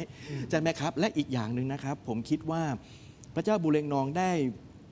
ได้ทำลายศักยภาพของกรุงศรีอยุธยาไปก่อนหน้านั้นแล้วเพื่อไม่ให้เป็นเส้นหนามคือมีข้อมูลที่สำคัญว่าเมื่อพระนเรศวรพระเจ้าบุเรงนองตีอยุธยาได้พระองค์ก็ทรงพระราชดำเนินไปช้อปปิ้งนะครับข้าวของต่างๆของอยุธยานะครับแล้วก็เนี่ยครับไปเอาGMM แกรมมี่ของสยามเนี่ยนะครับนักแสดงนางระบำลำฟ้อนศิลปินต่างๆนะครับพวกเอนเตอร์เทนเนอร์เนี่ยนะครับก็เอาเข้ามาที่เมืองพม่าอย่างนี้เป็นต้นนะครับแล้วก็มีการเกณฑ์เทครัวของคนสยามเนี่ยไปเป็นจำนวนมากนะครับทำให้ประชากรที่อยู่ในกรุงศรีอยุธยาแล้วก็พื้นที่รอบๆเนี่ยน่าจะประมาณสัก10,000หรือมากกว่า10,000นิดๆเองอ่ะคือคนมันถูกพร่องไปเยอะมากอยุธยาจะเอาฐานกำลังที่ไหนมาแข่งข้อนะครับกับทางข้างพม่ามีหนำซ้ำยังมีกองทหารพม่าประมาณสัก 3,000 คนนะครับเข้ามาอยู่ในกรุงด้วยนั่นคือพระมหาธรรมราชาทรงครองกรุงศรีอยุธยาในสภาพที่กรุงศรีอยุธยาเนี่ยถูกชัดดาวน์ทำให้บอบช้ำหลายๆมิติแล้วถ้าผมเป็นพระเจ้าบุเรงนองนี่คือกลยุทธ์ที่ถูกต้อง เพราะว่าถึงแม้ว่าจะสอนสั่งพระนเรศวรอะไรยังไงเนี่ยกรุงศรีอยุธยาโดนทำลายศักยภาพไปจนมิอาจจะขึ้นมาแข่งรัศมีได้ก็ไม่ต้องกังวลถึงขนาดนั้น เพราะว่าตรงนี้มันถูกทำลายไปแล้วแล้วผมพูดตรงๆนะครับผมเห็นใจพระมหาธรรมราชาอย่างหนึ่งเพราะว่าตอนที่ท่านนั่งเมืองเนี่ยผีซ้ำด้ำพลอยนะครับเพราะว่ามีกองทัพพระเจ้ากัมพูชายกเข้ามาตีกรุงศรีอยุธยายกมาจับผู้คนจากปราจีนบุรีบางทีก็ไปจับถึงที่เพชรบุรีแล้วก็มีกองทัพพระเจ้ากัมพูชาเนี่ยเข้ามาถึงชานพระนครเลยทีเดียวนะครับก็ทำให้พระมหาธรรมราชาเนี่ยทรงก็ต้องทำศึกกับเขมรด้วยโดนเขมรลุกลานแต่มันก็เป็นข้ออ้างอย่างหนึ่งที่ทำให้พระมหาธรรมราชาเนี่ยมีใบบอกไปถึงพระเจ้าบุเรงนองว่าเขมรมาลุกลานขอพระราชทานอนุญาตในการเสริมสร้างค่ายคูประตูหอรบเพื่อรับศึกเขมรนะครับตรงนี้ก็เป็นช่องว่างหนึ่งที่ทำให้พระมหาธรรมราชาสามารถจะพัฒนาระบบป้องกันการโจมตีข้าศึกทำให้กรุงศรีอยุธยาเนี่ยแข็งแกร่งขึ้นนะครับโอ้โหเป็นไงคุณผู้ชมทราบซึ้งนั่นแหละคือที่มาของคำว่าพระยาละแวกสุดท้ายก่อนที่เราจะไปที่ไก่ชนนะฮะเราจะพูดถึงการสวรรคตของพระมหาธรรมราชายังอีกไกลใช่ไหมเรายังเก็บเซฟตรงนั้นไว้ก่อนนะยังอีกไกลถ้าอย่างนี้เอาพระสุพรรณกัลยานะที่อาจารย์ทรงฤทธิ์บอกว่าก็เป็นพระมเหสีของพระเจ้าบุเรงนองแล้วก็มีพระธิดาพระธิดาด้วยกันพระองค์หนึ่งโอเคนะฮะตัวแปรสำคัญคือถ้าสมมุติเกิดไม่ได้มาเป็นพระมเหสีหมายความว่าพี่สาวของพระนเรศไม่ได้มาเป็นไม่ได้เป็นถ้าพูดภาษาชาวบ้านคือไม่ได้เป็นภรรยาถูกต้องไหมครับไอ้ตรงนี้มันก็อาจจะไม่ได้ประวัติศาสตร์อาจจะไม่ได้มาถึงวันนี้หรือเปล่าแบบนี้คือการที่มาเป็นภรรยามันยิ่งทำให้มันดองขึ้นไปกันอีกก็อย่างที่อาจารย์เดือนยภาคพูดนะฮะก็คือว่าเวลาเขาลบกันสมัยก่อนนะฮะการลบสมัยก่อนเนี่ยเขาไม่ได้ลบเพื่อที่จะยึดครองแผ่นดินนะครับแต่เขาปกครองโดยให้คนที่อยู่ที่นั่นปกครองกันต่อแต่ว่าคุณจะไม่มีสัญญานุภาพเพียงพอที่จะกระด้างกระเดี่ยงนะครับเพราะนั้นมันก็เลยทำให้อย่างบุเรงนองในยุคนั้นเนี่ยก็คือเก่งกล้าสามารถจนเขาเรียกว่าผู้ชนะ10 ทิศคนที่ตั้งพระนามว่าผู้ชนะ10 ทิศเนี่ยคือมอญนะฮะเป็นคนเรียก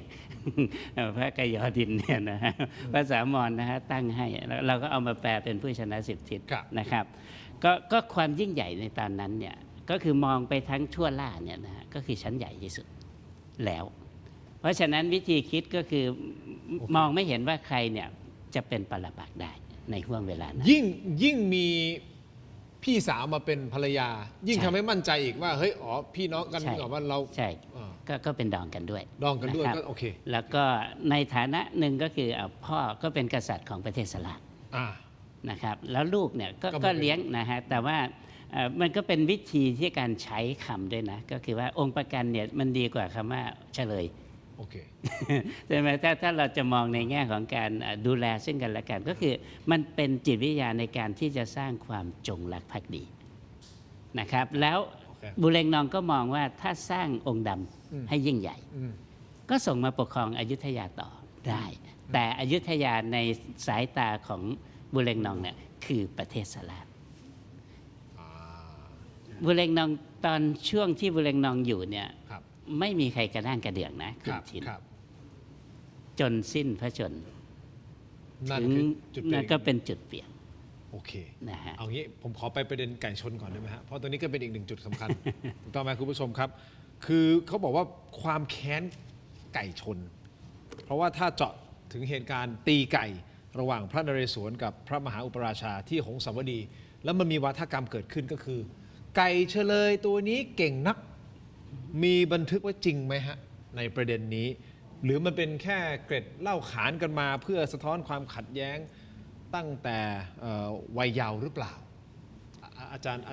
ย์ ตรงนี้ ก่อน ก็ได้ เดี๋ยวอาจารย์สุภาพเสริมได้ คือมันก็เป็นจุดหนึ่งนะคุณชินก็คือบันทึกประวัติศาสตร์พวกนี้มันมาจากหลายแหล่งนะครับแต่ไก่ชนน่ะมีจริง โอเค นะครับแต่คำพูดเนี่ยก็คืออย่าลืมนะฮะตอนในปีที่เขาชนไก่กันเนี่ยเขายังเด็กอยู่ อืม นะฮะยังไม่ได้รับการศึกษาอะไรมากมายองค์ดำยังเป็นเนนน้อยด้วยซ้ำในชนไก่ในยุคนั้นนะฮะก็ยังเรียนร่ำเรียนอยู่เพราะฉะนั้นวุฒิภาวะเนี่ยก็คือทั้งสองพระองค์เนี่ยนะฮะก็ถูกเลี้ยงมาด้วยกันนี่แหละแต่ทีนี้พอตัวเองแพ้ที่ไก่ชนเนี่ยมันรู้สึกว่าตัวเองเสียหน้าไงก็เลยใช้ภาษาที่ไม่ดีงามนัก แต่ว่าในภาษาที่ไม่ดีงามนั้นเนี่ย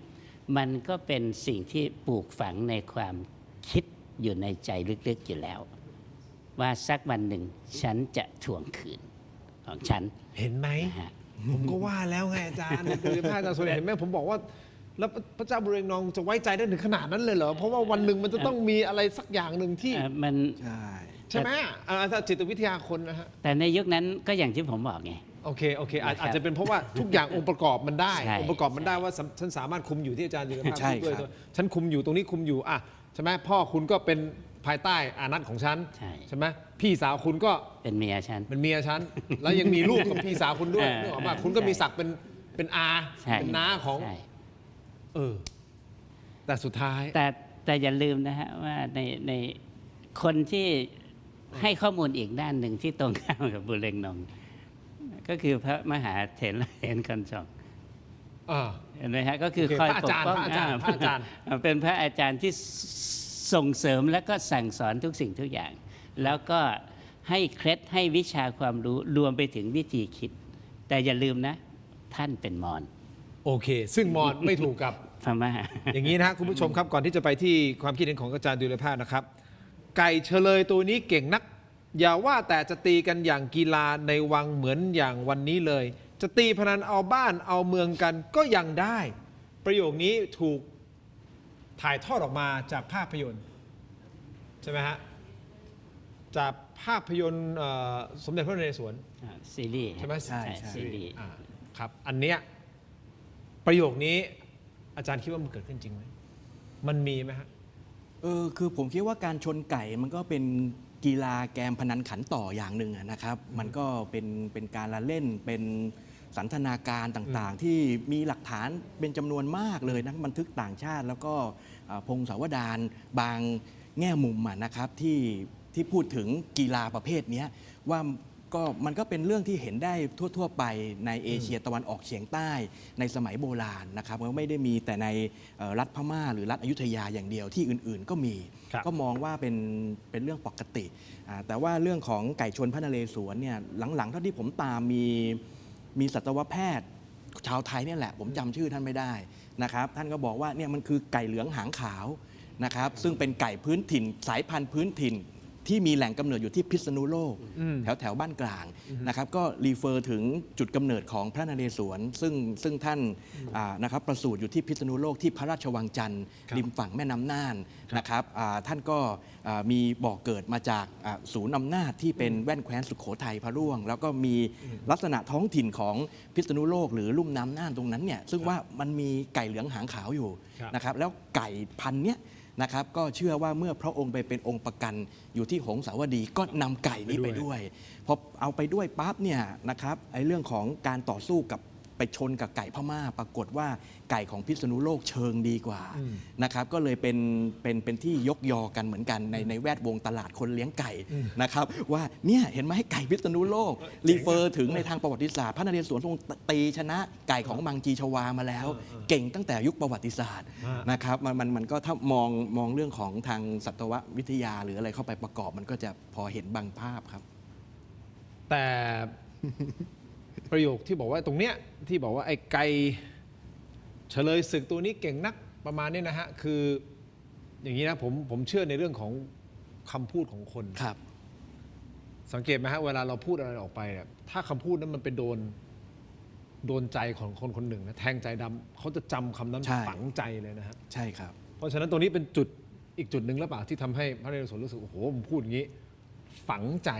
เป็นไปได้แค่ประโยคนั้นน่ะอาจจะไม่ใช่ประโยคมากไม่ใช่ประโยคถ้ามองฟังผ่านๆก็อาจจะแค่ฟังผ่านๆไปแต่สำหรับพระองค์ท่านไม่ใช่ไงมันฝังใจไงคุณทินในสิ่งแวดล้อมที่องค์ดำอยู่ก็ล้วนแล้วแต่เป็นคนอยุธยานะฮะอยู่ในชุมชนที่ถูกกวาดต้อนไปทุกคนก็คือเฉลยนะฮะก็คือถูกกวาดต้อนไปใช้แรงงานไปอะไรสารพัดพระองค์ก็อยู่ในสิ่งแวดล้อมนั้นนะฮะแล้วอยู่มาวันหนึ่งนะในความเป็นเด็กเนี่ยอาจจะตอนนั้นอาจจะยังไม่คิดเรื่องอะไรมากมายแต่พอมีคำอันนี้มันมาจี้ใจดำฟังมันก็เป็นส่วนหนึ่งแล้วก็มีพระอาจารย์ด้วยมันก็ให้ข้อมูลอีกแบบหนึ่งนะฮะก็คือฝังเข้าไปนั่นแหละมันก็เลยเป็นที่มาก็จนถึงขนาดว่าพระองค์เนี่ยถึงวันที่พระองค์เริ่มแข็งแกร่งพระองค์อยู่ที่หงสาวดี8 ปีนะฮะ8 ปีก็คือในวัย17พระองค์ก็หนีและตีจากหงสาวดีแต่จริงๆเนี่ยเขาจะตามล่าพระองค์ด้วยซ้ำแต่สาเหตุว่าทำไมไม่ตามล่าเพราะพระพี่นางสุพรรณกัลยาไปขอกับบุตรแห่งน้องโอเคปล่อยพระอนุชาของข้าพเจ้าไปเถิดเดี๋ยวผมเสริมนิดได้ไหมฮะใช่แล้วผมว่าเรื่องนี้สำคัญแล้วอยากจะต่อยอดนิดนึงว่ามันเป็นเรื่องของสภาวะจิตใจของมนุษย์นะครับอย่างเช่นว่าเราตอนเด็กๆเนี่ยนะครับเราไปอยู่กับญาติแล้วญาติมีพูดอะไรแทงใจดำเราก็ฝังใจอันนี้เป็นธรรมชาติของมนุษย์เลยและที่สำคัญเรื่องของพระนเรศวรก็เป็นธรรมชาติของมนุษย์อีกอย่างหนึ่งด้วยเหมือนกันเนื่องจากว่าพอพระองค์ไปร่ำเรียนศิลปศาสตร์หรือยุทธศาสตร์ในราชสำนักพม่าแล้วพระองค์เก่งพระองค์ถูกติดอาวุธนะครับด้านภูมิปัญญาด้านทักษะการรบจากทางพม่าและพระองค์ก็ใช้ความรู้เหล่านี้มาต่อตีพม่ามาแข็งเมืองกับพม่าใช่ไหมครับจะมาเป็นพระเจ้าจักรพรรดิราชที่ยิ่งใหญ่ไม่แพ้พระเจ้าบูเรงนองเนี่ยตรงนี้นะครับในมุมคิดหรือความรู้สึกของคนพม่าที่เป็นสายชาตินิยมก็มองพระนเรศวรในแง่ลบผมยกตัวอย่างมานิดนึงนะครับว่าผมก็ได้เอกสารมาเอกสารตัวนี้นะครับตีพิมพ์ในปี 2002 20 กว่าปีมาแล้วเป็นช่วงที่ประเทศไทยกับพม่ามีความขัดแย้งกันมีการปะทะทางทหารตามแนวชายแดนภาคเหนือของไทยกับรัฐฉานของพม่าเนี่ยนะครับแล้วสื่อของพม่าซึ่งเป็นสื่อของรัฐบาลได้รวบรวมบทความนะครับของนักวิชาการหรือข้าราชการพม่าเนี่ยนะครับที่เป็นในเชิงลบต่อทางประเทศไทยมารวบรวมนะครับเป็นบทความในที่นี้นะครับมีบทความหนึ่งนะครับที่เขียนโดยดร.มาร์ตินวินนะครับซึ่งเป็นนักการศึกษาชื่อดังในบทที่ 6เขาเขียนว่าหัวข้อว่าอะไรประมาณว่านะครับก็พระนเรศวรก็ไม่ได้เก่งกาจหรือไม่ควรจะถูกยกย่องอะไรมากนักกันนะครับแต่ว่าคนพม่าเขาเรียกพระนเรศวรว่าพระนฤทธิ์นะครับเรียกว่าพระนฤทธิ์ในบทความชุดนี้นะครับ คนพม่าคนเนี้ยเขาเขียนมาท่งๆชัดเจนเลย ว่า นะครับลงในสื่อสิ่งพิมพ์รัฐบาลแล้วก็มาลงในเล่มนี้ว่าเขาอยากจะตำหนิพระเจ้าบูเรงนอง คือพระองค์ทรงเก่งกล้าสามารถแต่ข้อผิดพลาดของพระองค์คือ พระองค์ไปนำพระนฤทธิ์เนี่ยเข้ามาชุบเลี้ยง แล้วไปติดอาวุธความเก่งกล้าให้กับพระนฤทธิ์และพระนฤทธิ์นั้นก็เข้ามาโจมตีนะครับหงสาวดีอย่างนี้เป็นต้นนี่คือคนพม่าพูด คนพม่าเขียนเป็นลายลักษณ์อักษรเลยนะครับเขาตำหนิพระเจ้าบูเรงนองอะนะครับอันนี้ผมก็คิดว่าเป็นหลักฐานที่สำคัญอันหนึ่งนะครับ สั้นๆอย่างนิดเดียวนะฮะคุณผู้ชมครับการที่พระนเรศวรมีความเก่งกาจขนาดนี้ก็คือมีพระอาจารย์ที่อาจารย์ทรงฤทธิ์ได้กล่าวไปนะครับ คราวนี้ความเก่งกาจตรงนี้นะครับคือมันมีเกล็ดตำนานอยู่นะครับคุณผู้ชมครับก็คือตำนานเพลงทวนพระเจ้าบุเรงนองและดาบคู่มอญโดยเฉพาะดาบคู่มอญตรงนี้แหละฮะก็มีการวิเคราะห์นักวิชาการต่อสู้นะครับดาบคู่มอญที่ในตัวละครเนี่ยเป็นพระนเรศวรมีทำการฝึกนะฮะเดี๋ยวคุณผู้ชมมีจริงหรือเปล่าฮะ มีฮะทุกวันนี้ก็ยังมีสืบทอดกันมา ดาบคู่แล้วก็พระนเรศเนี่ยเอามาพัฒนาเป็นพิชัยยุทธของพระองค์เองเขาเรียกว่าเพลงดาบคู่อาถนาถนะอาถมาศ อัธมาศนะครับ อาถมาศนะฮะก็คือมีสองมือเนี่ยฮะใช้ความเร็วความคล่องตัวนะฮะอีกอันหนึ่งรับอย่างหนึ่งช่วงแทงนะครับแล้วก็มีพระองค์มาคิดค้นเพิ่มขึ้นก็จะมีวิธีการตัดเส้นเอ็นการตัดเส้นเอ็นของคู่ต่อสู้มี 27 แบบอะไรอย่างนี้เป็นต้นนะฮะหรือแม้กระทั่งการตั้งลกตั้งรับนะมีท่าที่จะหลบหลีกอีก 48 ท่าอะไรอย่างเงี้ยนะฮะนี่คือในห่วงที่หลังจากที่พระองค์หนีมาจากหงสาวดีแล้ว พระองค์ก็มาพัฒนาตรงนี้ก็เพราะว่าหลังจากพระองค์มาจากหงสาวดีเนี่ยพระองค์ไม่ได้มาอยู่ที่อยุธยานะครับ Okay. พระบิดาทรงแต่งตั้งให้พระองค์เป็นเจ้าเมืองพิษณุโลกแล้วพระองค์ก็สร้างกองทัพสร้างอย่างเติร์กรุ่นใหม่ขึ้นในยุคนั้นเลยนะคือทหารของพระองค์ก็จะเป็นทหารรุ่นใหม่แล้วก็พระองค์ระดมทุกคนเนี่ยมา และก็การคิดค้นเนี่ยพระองค์ก็คือมาต่อยอดจากทั้งเพลงทวนแล้วก็ดาบคู่มอญก็บอกอยู่แล้วดาบคู่มอญไม่ใช่ดาบพม่า ไม่ใช่ดาบคู่พม่า ใช่ แต่ดาบคู่มอญ ดาบคู่มอญ เพราะฉะนั้นมีอยู่แล้วมันไม่ใช่เป็น มีอยู่แล้ว ไม่ใช่เป็นแบบว่าเติมแต่งเพื่อให้มันสนุกขึ้น นี่ ในกา ฮะ รช แล้ว ม ก็ทุกวันนี้ก็ยังมีการสืบทอด แล้วทุกวันนี้เราก็มีการลำดาบกระบี่กระบองใช่ไหมล่ะนะก็ยังมี 12 แม่ไม้ 12 ท่าอะไรสารพัดนะฮะเพลงทวนเพลงกระบองอะไรต่างๆฮะหรือเพลงดาบคู่ก็อย่างที่บอกไปนะฮะก็คือไอ้อัธมาศเนี่ยคือสุดยอดมากของการสู้รบและพม่ารับไม่ทัน ก็นี่ไง ก็เพราะว่าแม้แต่คนพม่ายังเป็นคนเขียนเลยตำหนิไงว่า ใช่ คุณ ครับ ไปให้วิชาเขาไป ใช่ ฝึก ครับ เขามีพระอาจารย์มีอะไรมาสอน ใช่ครับแต่ผมก็ชื่นชมสมเด็จพระนเรศวรนะครับว่าท่านอาจจะไม่ได้เก่งเรื่องดาบคู่อย่างเดียว การใช้ดาบมือเดียวท่านก็เก่งนะครับก็อย่างเช่นการวีรกรรมในการปีนค่ายพม่า ครับ นะครับพระแสงดาบคาบค่ายใช่ไหมครับที่พระองค์คาบดาบแล้วก็ขึ้นไปแต่ว่าโดนข้าศึกแทงตกลงมาแล้วขณะเดียวกันเพลงทวนที่ของตัวพระองค์ดำเองพระนเรศวรเนี่ย ครับ ผมว่าท่านก็ไม่เป็นสองรองใคร คือเราดูในซีรีส์ใช่ไหมครับ หงสาวดีเราจะเห็นว่ามังจีชวาได้รับมอบนะครับวิชาเพลงทวนจากพระเจ้าบูเรงนองนะครับ แต่ว่าพระมหาเถรคันชองเนี่ยไปถ่ายทอดวิชาดาบคู่ให้กับพระนฤทธิ์พระนเรศวร ครับ แต่ว่าในระยะถัดมาเราจะพบว่ามันมีการดวลกันเหมือนกัน ครับ ระหว่างพระนเรศวรกับแม่ทัพพม่าคือลักไวยธรรมโม เป็นการดวลทวนนะครับ เป็นการดวลทวนแล้วพระนเรศวรก็สามารถจะใช้ทวนแทงลักไวยธรรมโมได้นะครับก็สร้างวีรกรรมให้กับพระองค์ แสดงว่าในเรื่องของยุทธศาสตร์ศิลปศาสตร์นี่โอ้โหเก่งกล้ามาก ยังไม่นับว่าตอนไปอยู่พิษณุโลกก็ไปตั้งกองเสือหมอบแมวเซาอะไรอย่างเงี้ย นะครับก็คือใช้แท็กติกแบบสงครามจรยุทธ์ ครับ เข้ามาประกอบด้วยนะครับ คุณผู้ชมครับ ผมขออนุญาตนิดนึงฮะเพราะไม่งั้นเดี๋ยวมันจะยาวมากๆ จนผมขอตัดสินใจบอกทีมงานเลยฮะไปต่อ EP 2 ได้ไหมต่อ EP 2 นะฮะคุณผู้ชม เพราะว่ายังมีนะหลังสิ้นยุคของบูเรงนอง จุดเปลี่ยนเป็นยังไง และยังไม่ได้คำตอบนะ ว่าตกลงพระบิดาของพระนเรศวรท่านสวรรคตเพราะอะไรยังไง EP 2 ฮะตามมาให้ได้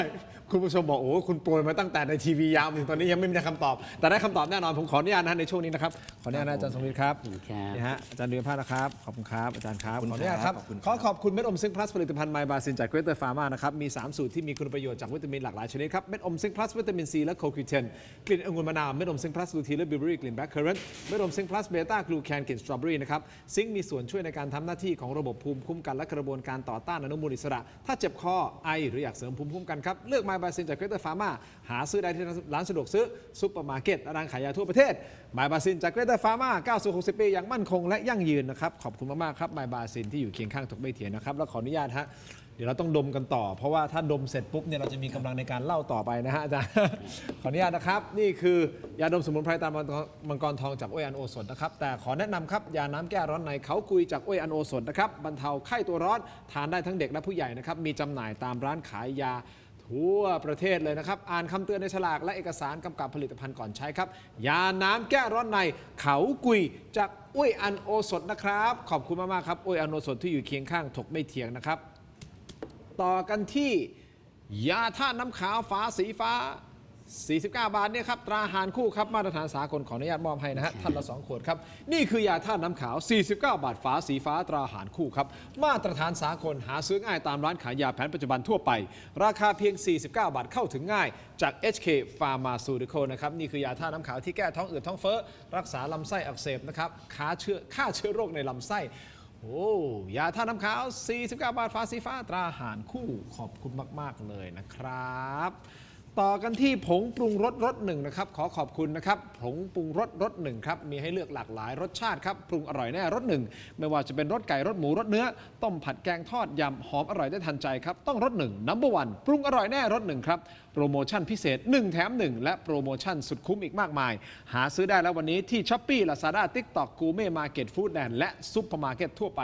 ปรุงอร่อยแน่รสหนึ่งครับขอบคุณมากๆนะครับรสหนึ่งนะครับและขอมอบรถหนึ่งให้อาจารย์ทั้งสองท่านนะครับทำกับข้าวได้นะครับขอบคุณมากๆเลยนะครับต่อกันที่น้ำปลาแท้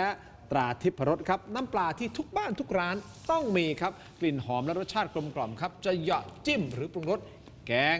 ผัดทอดได้หลากหลายเมนูนะครับเข้าถึงรสชาติอาหารไทยที่คุ้นเคยครับด้วยกระบวนการผลิตที่มีคุณภาพได้มาตรฐานส่งออกไปจำหน่ายทั่วโลกเลยนะครับน้ำปลาแท้ตราทิพรสหาซื้อง่ายแล้วนะฮะตามห้างสรรพสินค้าชั้นนำร้านสะดวกซื้อและร้านค้าทั่วไปนอกจากนี้ยังสามารถสั่งซื้อช่องทางออนไลน์ได้ที่ Shopee Lazada Tops Online และ Macro Pro นะครับมีจำหน่ายทั้งแบบขวดเดี่ยวแพ็คและยกลังแค่มีทิพรสก็อร่อยครบรสนะครับขอบคุณมากๆครับเรียบร้อยนะฮะทีมงานมีอีกไหมพบกับนวัตกรรมใหม่คุณผู้ชมครับ BrainTech Tri-Screen นะครับจอเสริมสุดล้ำที่สามารถทำงานพร้อมกันได้ถึง 4 หน้าจอในเวลาเดียวกันครับด้วยความคมชัดระดับ Full HD และการเชื่อมต่อที่ง่ายสุดๆครับเพียงเสียบสาย USB Type C ก็พร้อมใช้งานได้ทันทีน้ำหนักเบาด้วยนะฮะพกพาสะดวกด้วยครับกดเข้าไปที่หน้า Facebook Tero Digital มี 2 ขนาดให้เลือกด้วยกันนะครับ 14 นิ้วกับ 16 นิ้วครับถ้าท่านสนใจอย่าพลาดนะตอนสั่งซื้อใส่โค้ด Let's Play AI Let's Play AI นี่คือโค้ดที่คุณต้องใส่เพราะจะได้รับส่วนลดทันที 2,000 บาทเลยนะครับขอบคุณมากๆครับ BrainTech Tri-Screen นะครับเรียบร้อยนะฮะครบถ้วนสมบูรณ์นะครับคุณผู้ชมครับนี่คือ EP 1 ตัดสินใจตรงนี้กันเลยเดี๋ยว EP 2 ตามมาแน่นอนพลาดไม่ได้จริงๆกับกูรูทั้งสองท่านวันนี้ขอบคุณอาจารย์ทั้งสองท่านมากๆนะครับขอบคุณครับ ยินดีครับ เจอกันใน EP 2 ทั้งหมดนี้คือถมไม่เถียงลาไปก่อนครับสวัสดีครับ